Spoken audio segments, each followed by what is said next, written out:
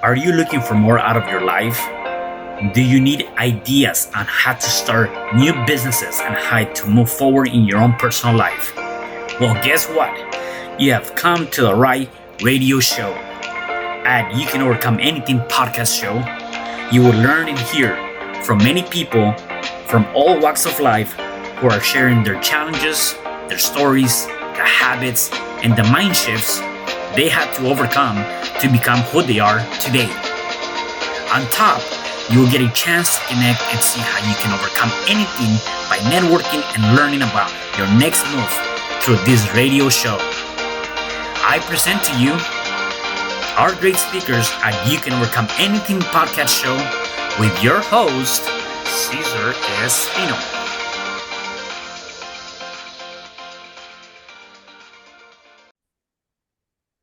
Hello there, and welcome back to another episode of You Can Overcome Anything podcast show. It is your host, Cesar Espino, and today I have a special guest.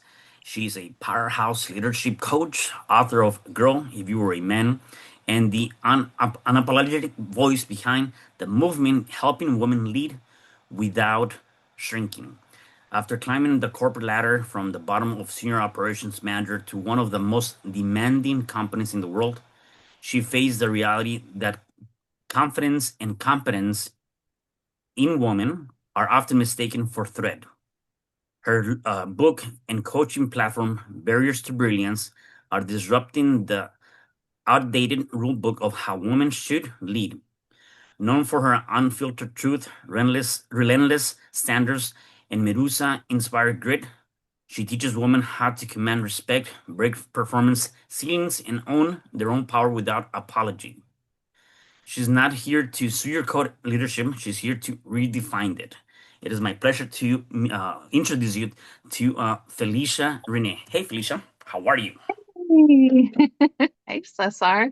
I'm doing well. How are you? I'm doing wonderful, thank you, man. Good. I know we're talking, and you have so many things going on for yourself right now, and I know I kind of gave a little bit of a background of what you have going on right now, but I want to take it back. I want to take it back, and I want to the audience to learn more about who you are. Tell us a little bit about your upbringing, where you origin from, and give us a little bit of that backstory. Yeah, absolutely. My pleasure. Very proud of my upbringing. I am a copper miner's daughter. I come from a small town in eastern Arizona. It's a copper mining town. My great grandfather actually migrated from Mexico to go and work in the copper mines back in the early 1900s. And that's where kind of my dad's family history began. And I grew up, my father raised me to be a survivor and to be a human being. I wasn't exactly raised, to wear dresses and, to, not get hurt or anything like that. I was actually the most prone to accidents for everybody in my family. I fell out of the car when I was 2. I've broken my ankle. I have so many scars, and I loved every moment of it. And so a lot of my upbringing was camping and fishing and doing those types of things. And that's something that I still own today. Mm-hmm. I love being in that natural element. And so I grew up playing sports. I played pretty much any sport that you can think of. Back then, they used to call it like being like a tomboy, and I really didn't see it that way. Just because you're just growing up and you're having fun. And I have 3 brothers, and so I grew up a lot around them and that masculine energy.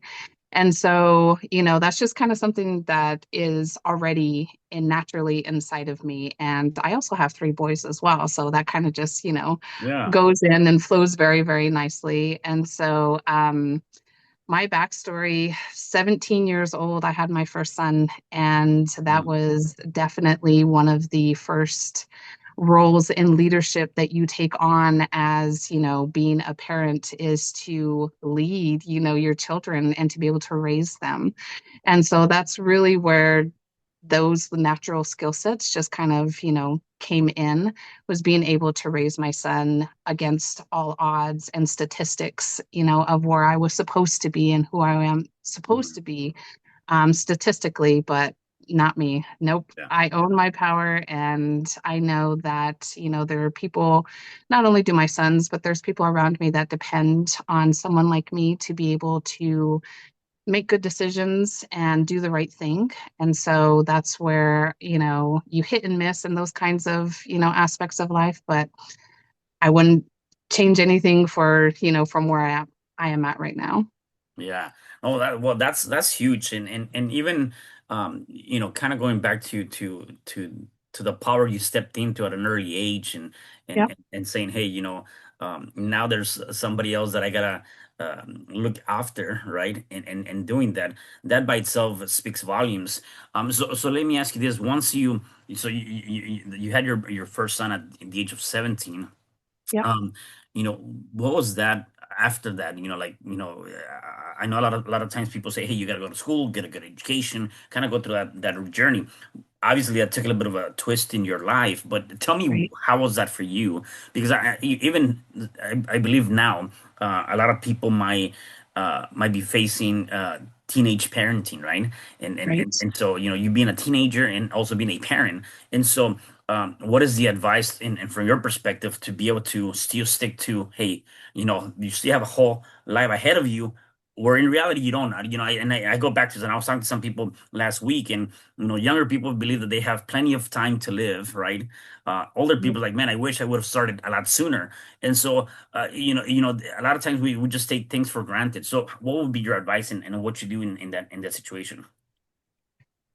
Stay the course, persevere against all odds that are going to be against you because it's going to keep coming. It doesn't end there. Just because you overcome one thing doesn't mean that you overcome everything. And your series and your books, you can Right, overcome anything.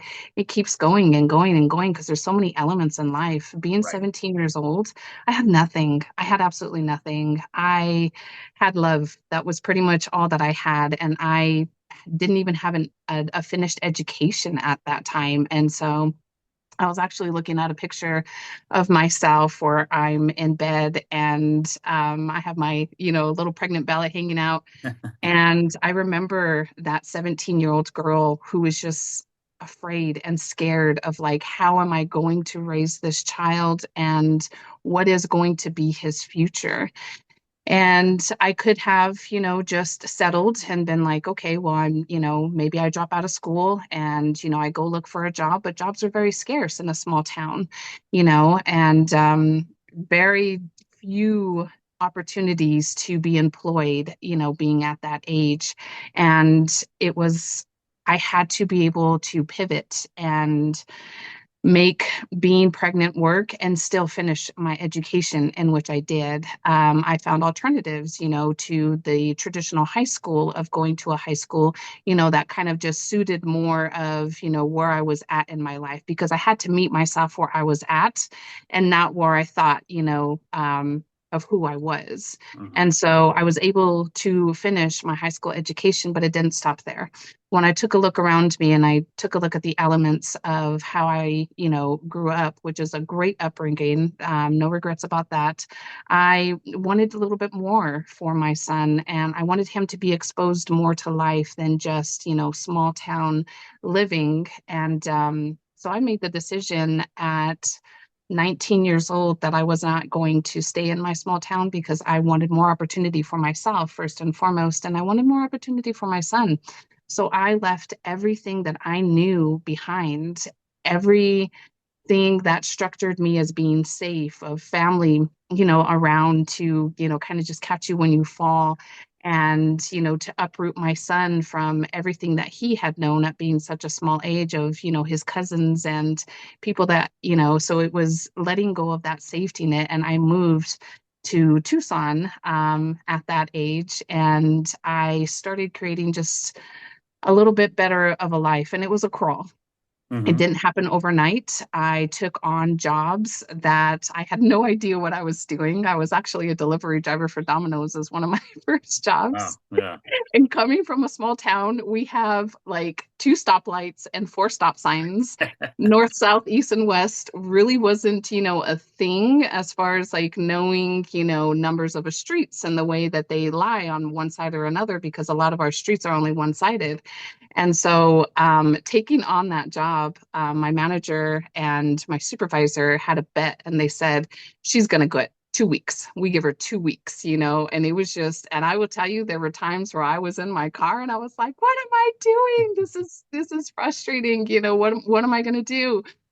And I stuck it out. I worked there for 2 years and I learned the lay of the land and how things worked. And I met a lot of great people, which, put me into another path of starting my career at 25 years old in the corporate environment. Yeah. So, my message to anyone who's in that state right now of teen pregnancy and not knowing where to go, persevere, stay the path, educate yourself. Nowadays, there's so many resources that you have online that you can, just kind of pull from.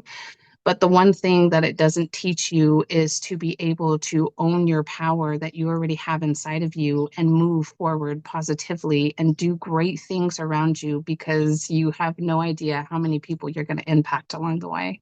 Yeah. So, did you move? Do you know anybody when you moved, or you just literally picked up and left you and your son just by yourself? Like, did you know No, somebody recently? so my son and his dad, and I, no, we Got it. knew people around in that area, but it was literally just, I think I had like maybe $500 in my pocket, and that was to get a moving truck for what little that we did have and move into apartment.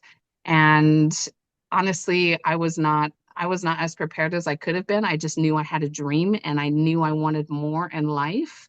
And so it was just like, it's now or never. And taking those leaps in life, there's a lot of fear that comes with it. And there's a couple of videos that I show, and there's one in particular where I was in the Amalfi Coast last year, and I'm jumping into the Mediterranean Sea. Mm. And I've never jumped into a sea before. And, going to some kind of waters like that is very, very scary, especially if you're doing it from 12 feet high. And so there's that moment where you kind of just pause and you're like, am I going to? And if you don't follow that all the way through, you're going to take a step back. And the same thing with turning point, right? When we're eating that fire, if you don't have that constant flow of just going for it and not thinking about it and knowing what the goal is in mind, you're going to hesitate and it's going to keep you from achieving those goals. And so, like, again, just keep that perseverance and that open mind, and that fear, it will diminish, because through a mountain you can move it, you can go around it, you can go underneath it, you can climb over it, and sometimes it stops you in your path. Or sometimes, if you keep that perseverance, you can turn that mountain into gold. And that's where I am right now in Yeah. life. And so I want to be that inspiration, not only for women, who are in the corporate environment, but for anybody who's seeing the struggles of, just early childhood, of having those types of just life, scenarios in general. Yeah. A few things that you talked about telling your story and how you moved to from your small town to Tucson. A few things that popped in my mind. Number one, you had to pivot. You're looking at how can I pivot? How can I make this change? You were in your mind. You knew you wanted something. We talked about manifestation. We talked about vision. We talked about looking beyond. Right. You Yes. need to know where you are today to know where you want to be tomorrow, right? And so you Right. knew that you have to pivot, and yet you didn't know exactly how you were going to do it. You pivot, you had an idea of what you wanted to do, and you went after it. The second thing that came to mind, which I think is one of the biggest things where people struggle and are challenged with, is that with all of that, you had to come to a decision. You had to Yep. decide. You said, "Hey, at the age of 19, I'm like, hey, you probably were thinking about it for a couple of weeks or months, whatever. Nevertheless, you took the decision to say, this is what I'm going to do, um, Hmm. whatever takes place, right? And the biggest challenge that I see when people are not getting ahead or moving forward is because they struggle on making the decision. And I always tell people, people believe that the after fact is the hardest thing. I believe that it's not. I believe the hardest thing is making the decision that today will be the day that I'm gonna make the change. Today is that day, right? Because Mhm. people are afraid of commitment and or following through with that decision, Yes. right? Yep. And so I Hmm. always tell people like the hardest thing to do is make the decision. Once you make the decision, you just make that easier for you because now it's all the aftermath. Okay, now I made the decision. I'm committed. What do I need to do to make that happen? And even if you were to make a decision that probably is not serving you as much as you wanted to serve you, Hmm. again, you have the opportunity to pivot again and make another decision, except keep going and going and going. And so I Right. really love that about you, the fact that you made that, and I see it since the first day that I met you. You're doing a lot of different things. You're taking a lot of not necessarily a risk in essence where you're risking a lot of stuff. I think they're calculated risks. You're betting on yourself. You're looking at, hey, I'm gonna make this happen, and I Yes. think that's huge from that perspective. Yeah, thank you. I appreciate that. Calculated risks, that was actually a terminology that I learned in my just most recent career, and you have to be able to just, measure of where you are and where you want to be and everything that's in between. And when people ask, what is the biggest, decisions that you made in your life? The biggest decision was having my son. That's the biggest decision that I have made in my life. And having my two sons after that. Those are the biggest decisions that you make in life because you're responsible for something and you don't know how it's going to work out. You really don't. But that's for me, my sons are my peak. Like I've Yeah, already peaked at that, in life. I created a human for goodness sakes. right. And so that's just something special in itself. And figuring it out along the way, it's not easy. And I know that there's a quote that Bob Marley has that he says something in the form of, if it were easy, then it wouldn't be amazing. And, Mm, I have a tattoo on my left leg that's in Latin that reads, normal can never be amazing. So if you're sticking in just that comfort zone and you don't want to ruffle feathers or you don't want to put rips, within the water, then you're going to stay exactly where you are. But what's the price of that? The price is regret, not knowing what you could be and to your fullest potential and being able to become a better version of yourself all of the time. I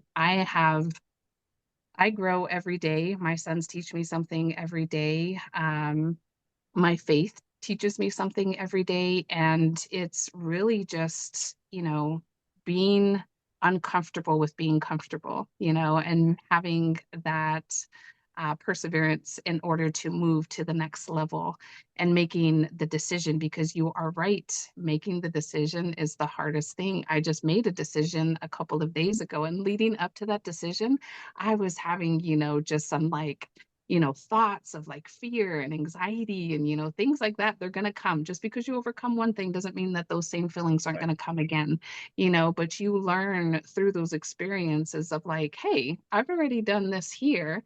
I'm going to take those, same steps and that same path and apply them. And we're going to make this work. And we're going to look at this positively and see the end goal and bring people along, the way to be able to support you. And you, are one of my, great supporters. And Thank so you. I am blessed to know you and to be able to come and be here with you today and have a book that came out of it. And now we're on a podcast and we're going to Yeah. do many more great things together. Yeah, for sure. I'm excited. I'm looking forward to that. Tell me a little bit about your experience in working in the corporate world, right? I mean, Okay. obviously, Yeah. I too come from that environment, and there's a lot of things going on, except and depending on where you're sitting, right? There's a Right. different point of view, right? And It's, so let's talk about your experience and your biggest message, and then after that, I want to dive into the book. You're a number one bestselling author and you talk a lot about in that book and a lot of those lessons. So tell me about you 25. You said you started your career. How yep. did that happen? And just walk us through that.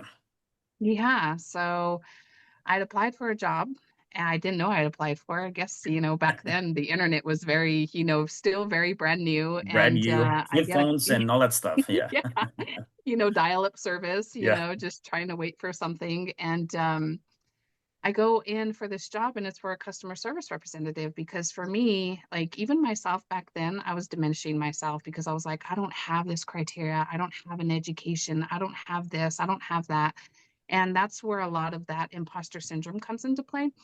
And so you kind of just, do what you think that you're going to be good at, right? Based upon where you've, had your skill set. And so it was a customer service representative and it was for a logistics company that was down in Tucson. And I went and interviewed and they were like, oh, you're great, let's hire you. And it was like, okay, cool. And it was one of the best jobs that I had because, I got to read the newspaper and answer the phone, and so that was, a lot of what I did. And so I made sure that my work ethic, first and foremost, right? A good work ethic, you have to establish at the very beginning. Hmm. And, I was very responsible with that. And I knew that my actions impacted other people. And I don't think that a lot of people, not in my opinion, some people don't understand the gravity of your presence, just in the world and in the workplace and how much you impact people. And so I made sure that if I wasn't going to be in, I was calling, and letting them know an ample amount of time. If I was running late, I was calling. And those were responsibilities that they found very, charismatic, and characteristic about me. And so my work ethic of, answering the phone every time, being able to problem solve just got me to the next level. And so, like every 6 months, for 6 months from there, they offered me, a supervisor role over, the routes of the drivers. And I was like, oh yeah, it's a new challenge. I'll take that on. Hmm. And so I had a mentor at that time. Her name is Giovanni, and me and her are still in collaboration to this day. We're actually, talking about a business opportunity that's coming up. And Nice. she helped me kind of carve out as I started to progress through the ladder in the corporate environment because at that time when I got hired, I was hourly, and now I was going to start pivoting over to a salary. And you, at that such a young age, you don't know really what to do or to ask for or what you're worth. And so she was able to, walk me through skill sets and how to measure them and where you want to kind of just have a negotiation of where the high end is, where the low end is, and then coming into that median. And so, being in the corporate environment at that time, very fresh, very new, but I had an amazing mentor that walked me through it. And so, by the age of 27, I was the branch manager. So 2 years from that first date, I became the branch manager.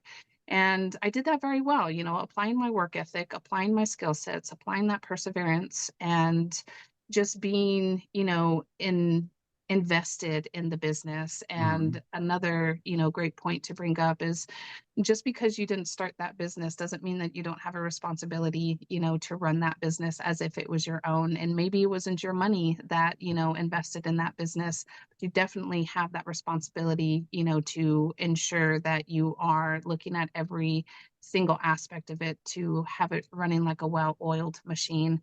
And they saw that and they recognized that, and that just leaped me forward into where I live now, in Phoenix, Arizona. They offered me the operations manager over the corporate, and so I had, a lot of satellite offices plus the Tucson branch plus the Phoenix branch. And Nice.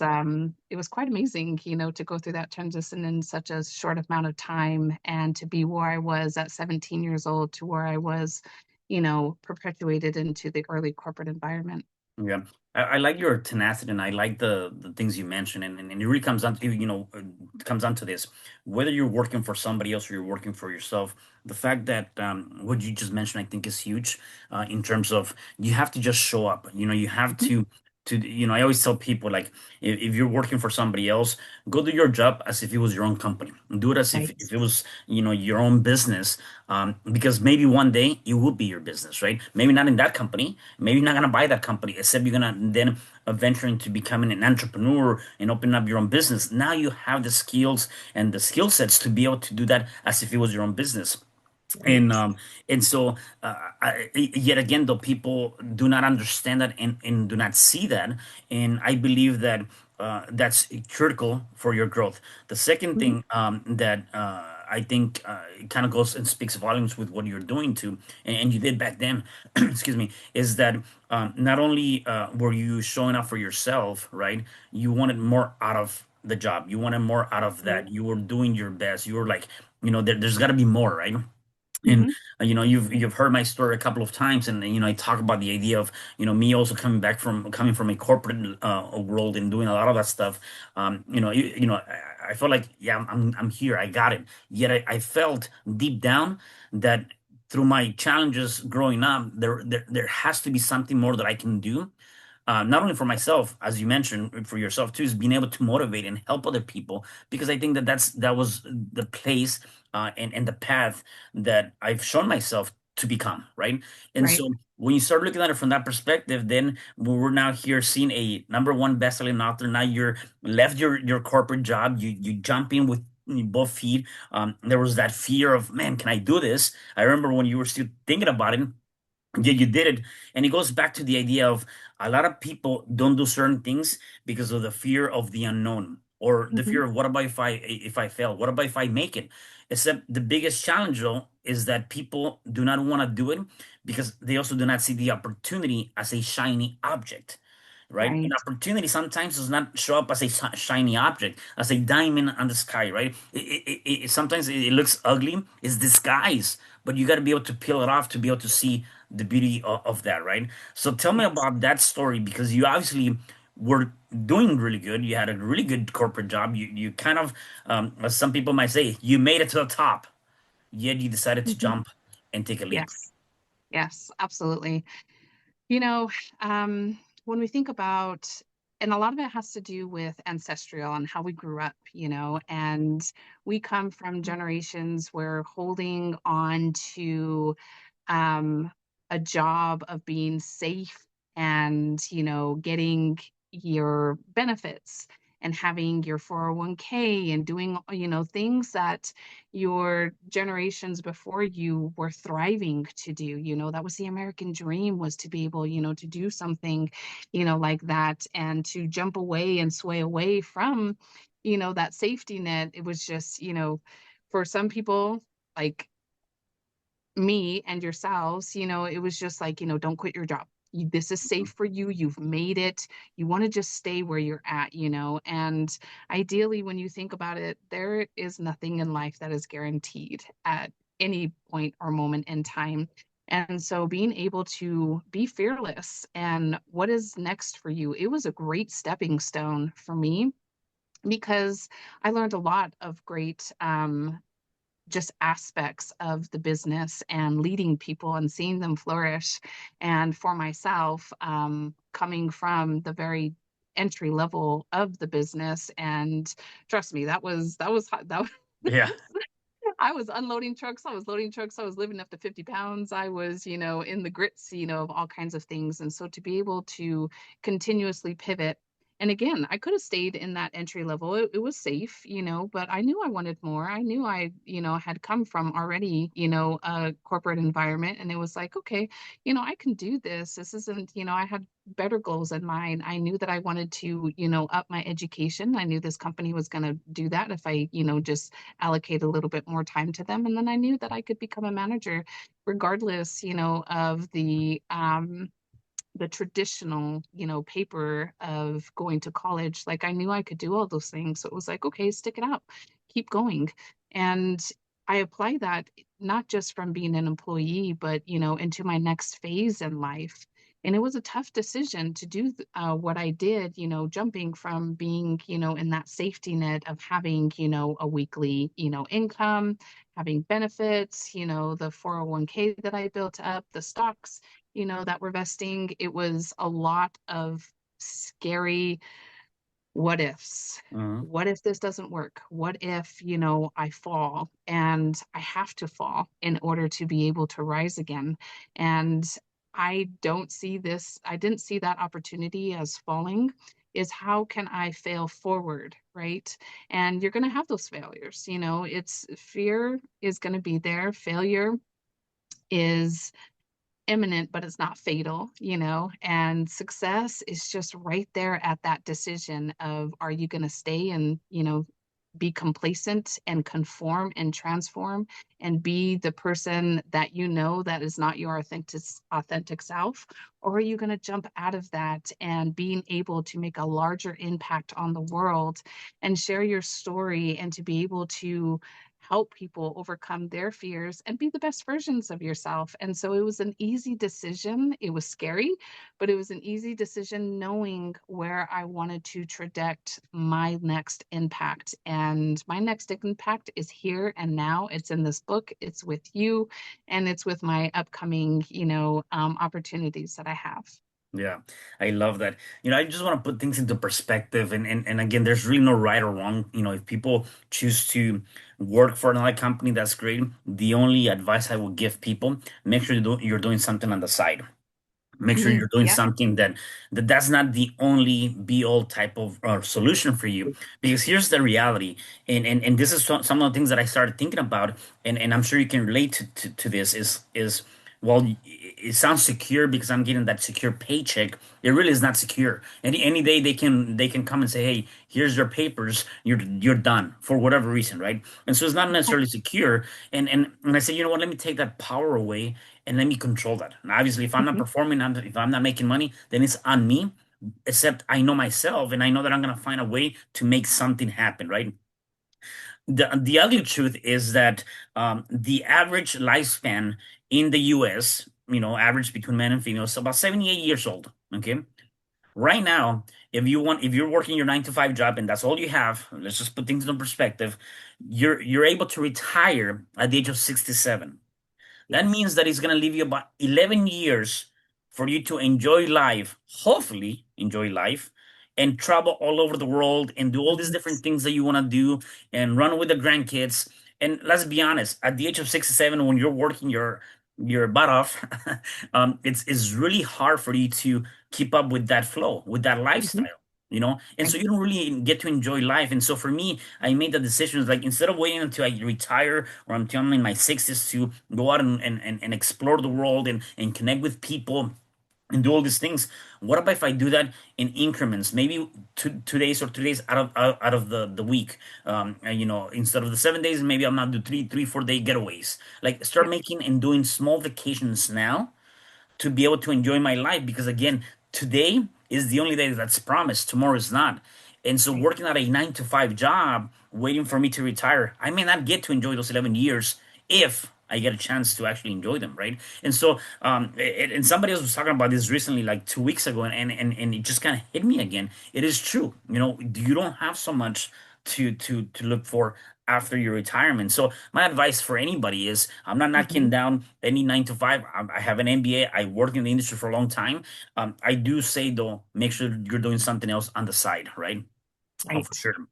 Yeah, that's great advice. And I wish I had known you a little, in my before life, in my employee, mindset, because that is exactly true. And what you say, it can change at any time. Just because you'd been there for 7, 8 years, 10 years, doesn't mean that business needs aren't going to evolve, or the, economy, it's all of these things are dependent on those types Hmm. of scenarios. And so when you talk about the 9 to 5 job, you're really just trapped in this, time off. And do I utilize my time to go take this trip, or am I going to need it, for emergencies, and you're just kind of just shuffling. You're not really living, that life. And when you're in the corporate environment, there's actually, you do, if you want to take a vacation, a 1 week or a 2 week vacation, the time that the company gets most out of you is the week before your vacation and the week after your vacation, because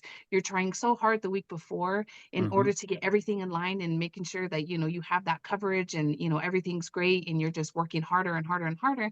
And then after you come back from vacation, you're working even more harder because you're trying to catch up on everything that you missed when you were on vacation. So is that really a vacation? No. When you think No. about it and put it into perspective.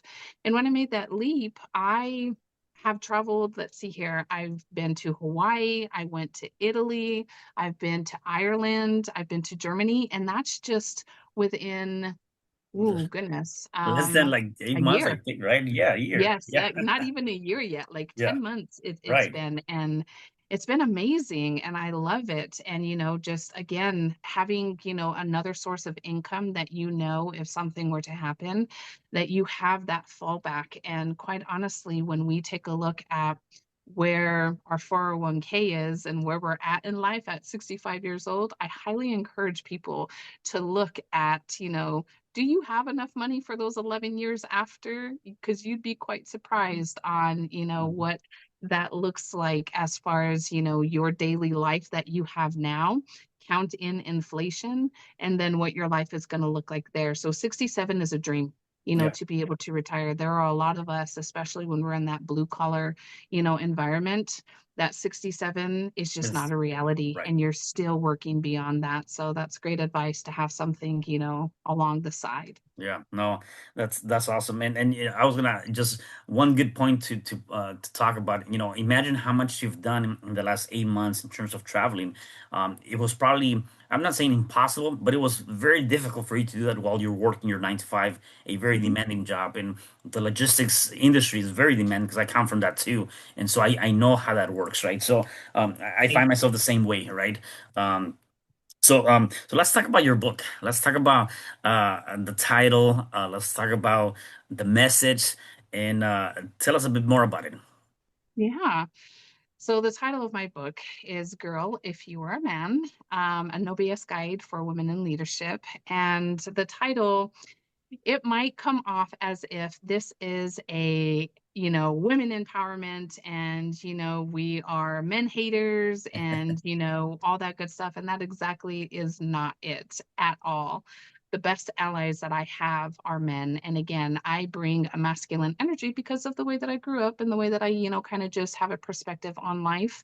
Um, and so that the title of the book came from a quote that I was having a conversation with what the world knows as human resources, and they call themselves something different within the organization that I was working for, and so to start that out, she had called me in, and it was a female, that had called me in, and she wanted to proceed to coach me, about something. And she started out the conversation with very friendly and very humanized of like, like we're friends, just like, girl, if you were a man, we wouldn't be having this conversation. So already prefacing that, and it was like, okay. And we're acknowledging that what you just said, and we're still now going to continue with the rest of the conversation. Okay.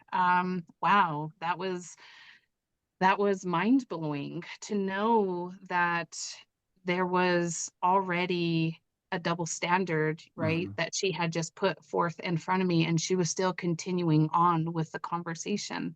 And it was very disheartening, because as a woman, for me, to classify myself as a woman. I'm a human being, and that's, how I live my life. And that's how I teach my sons to live, life. We have, differences and, our physical appearances and all that good stuff.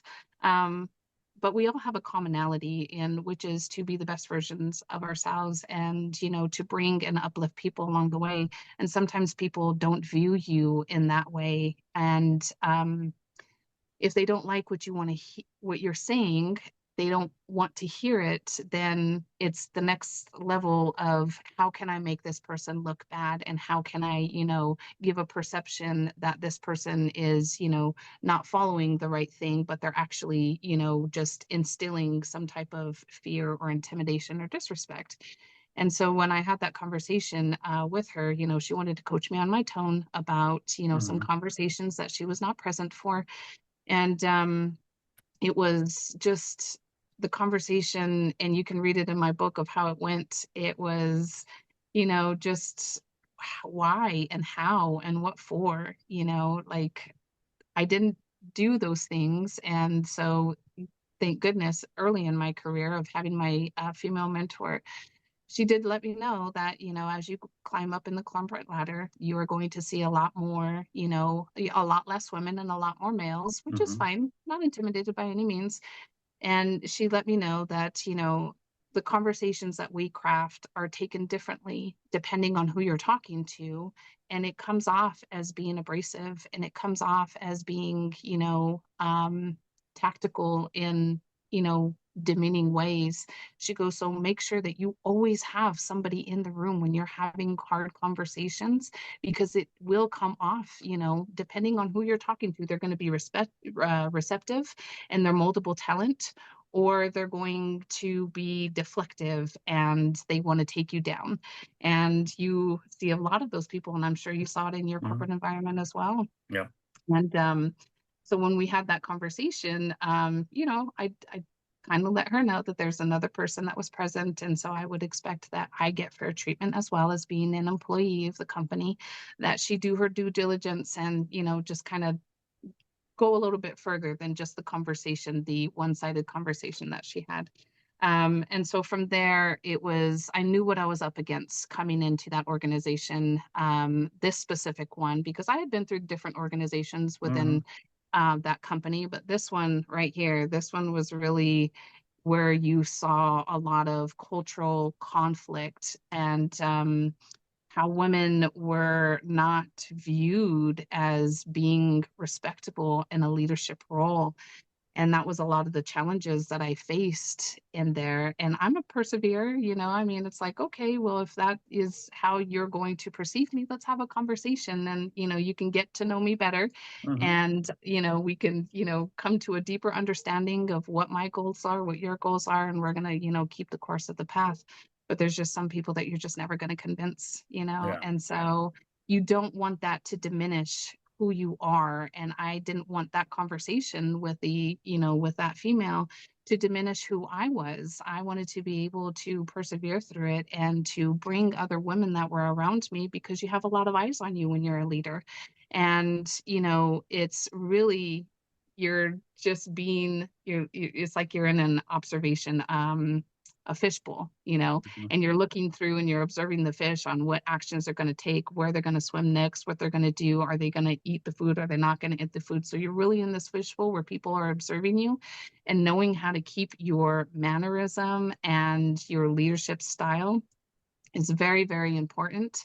And exemplifying and just not having to manage perceptions in what that looks like. Come up and show us your authentic self. And Right. that's the messaging of my book, is to be able to show up every day and own your power and be your authentic self, and don't shrink. Don't shrink for anybody.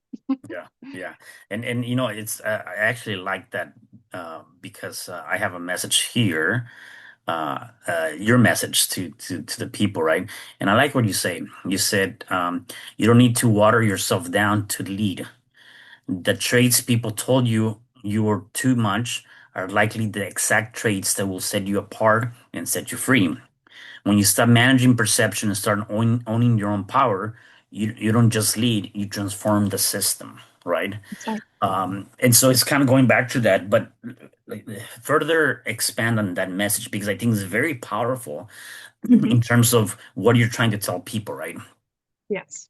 Yeah, exactly. So in the corporate environment, and maybe in some environments, women are perceived as being meek and soft, and there are a lot of corporations out there that have women in leadership type um, programs. And I attended one of them, and I ultimately didn't identify with it, because I don't apologize, for being my authentic self. And I show up every day as a girl, and their messaging is fight like a girl. Well, when you apply those things, they're not always receptive, of fighting, in that manner. And it's not fighting like a girl. It's if you know something is wrong, do the right thing and fight, and stand up, for your morals and your ethics, your morals and your ethics, and still while maintaining a morale. Um, and the messaging for anybody who's out there who's currently facing that type of maybe somebody's tell you that you should probably smile more, or you should probably soften your tone, or maybe you shouldn't be so sharp. Those are not things that are going to encourage you. As a matter of fact, what they're going to do is they're going to make you think twice about the person that you have born yourself to be and grew yourself through all those challenges in life that got you to where you're at right now. And you're going to question on whether, you should actually just show up the next day, or you should just quit, or you should just give up altogether. And you don't want to do that. You want to, be able to filter out, okay, what kind of this messaging is it valid? And if it is valid, okay, let me change, let me pivot, let me, just kind of just, refine that. Definitely don't shrink and don't diminish and show up as somebody else, that nobody recognizes, because at the end of the day, you have a home to go to. Hmm. And, you have to show up for those people and the authentic self that you showed up for when you woke up that day at the end of the day. And the person that's in the mirror that you're seeing yourself as, if you don't recognize that person because you're constantly trying to shrink to the system of trying to be somebody that you're not, you should really start thinking about, who you're surrounding yourself with, and change. If you can't change the people around you, then change the people around you. Yeah. Wow, that's very deep. And let me ask you this though. What about if people are like, man, I'm afraid to, they want me to do this, right? And assuming that you're showing up for yourself ethically, morally, you're doing Yep. the right things, and yet the system or whatever they're trying you to be somebody different or change, and they're like, if I don't make this change, they're afraid to either speak up and say, well, hey, this doesn't align with my values or my ethics. Um, because there's people like that, right? They're probably afraid of, Yes. if I do that, I'm not my authentic self, and if I don't do that, I might lose my job. What am I gonna do? Right. And all these things Yes. start circling. So, what's your advice on that? My advice is to seek out support, and one, you got to pay attention to your mental health. So don't, compromise that by any means.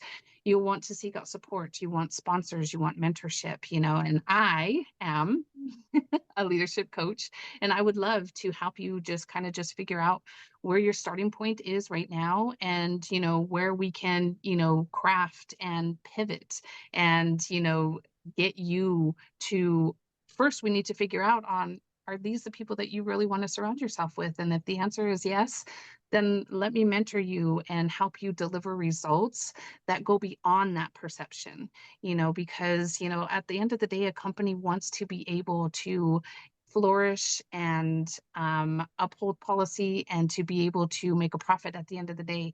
And by you being able to deliver results and articulate that, that's something that I'm really, really, really good at. And so we're going to do one of two things. If one, you decide that yes, you do want to stay there, then we're going to look at everything that you do and we're going to metricize that and quantify it. And we're going to build up your promotion document. And if you have decided the second thing, that maybe these aren't the people that you want to surround yourself with, okay, well, then let's start crafting your story so that you have an amazing resume to move on to the next, level in your life. Yeah. At the end of the day, I love what that you can help, people in both areas. Mhm. I want to go back to what you just mentioned though, and I think that's so critical because I've seen it working in the corporate world, working with multiple different worldwide companies. Is do not uh, jeopardize your mental health, because at the end of the day, that's the biggest thing, right? So if you decide to stay there, just make sure that you're not jeopardizing that, because that is Mhm. huge. Yes. I've seen people, getting to addictions, getting overweight, losing weight. I mean, there's so many things, health issues can come to that, and you're just not satisfied, and then you go back to the house and you take it off on your family, and then you're losing out on that. So I think that's the biggest thing, whether you decide to stay or you're like ready to make that jump and go someplace else or even become an entrepreneur. I know Felicia can help you with that, right? At the end of the day, just make sure you're taking care of that mental health that you talked about. You have a book, you have a lot of great things coming in the next couple of months. You're helping people. How can people connect with you, find you, get your book, all that stuff? Yeah, so you can find my book on Amazon, Girl If You Were a Man, by my name, Felisha Renee, as an author, or you can find me, I have a website. It's barriers, the number two, brilliance.com. You can also find that information in my book as well. I'm on social media. I'm on Facebook, I'm on Instagram, and I'm also on TikTok. That's a new expression for me. Or you can reach out to me on email at hello@barrierstobrilliance.com as well. Awesome. Well, I love that. Felicia, you've given us a lot of great insight, a lot of great golden nuggets, a lot of wisdom. Before I let you go, is there anything else you want to share to the audience? You are a powerful, positive force to be reckoned with. Own Awesome. that power and keep going forward and make those decisions and take the next leap because you just don't know the other version, the best version of yourself that's waiting on the other side. I love that. I love that. Well, thank you again for being here. Really appreciate your presence and your message. So thank you for being here. Thank you for having me. Awesome. And for the rest of you guys, do me a favor. Please make sure that you share this message because definitely somebody needs to hear it. And I will see you guys at the next episode of You Can Overcome Anything podcast show. Thank you. Hi, I'm Cesar Espino, real estate investor, business coach, and consultant, and author of the book, You Can Overcome Anything, Even When the World Says No. My number is 424-501-6046. In my book, I talk about making the necessary changes to shift your mind for prosperity and certainty. Pick up your copy at Amazon. I also love helping families with their real estate and can purchase your house fast and all cash. Follow me on Instagram, Facebook, and LinkedIn. My number is 424-501-6046. Thank you for having me today. I am so glad you've tuned into this podcast. You can find me at your favorite podcast platform where you can like, subscribe, comment, and share.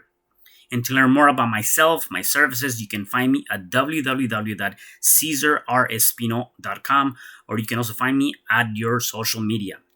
Thanks for joining me, and I am looking forward to having you at the next episode. And know you truly can overcome anything.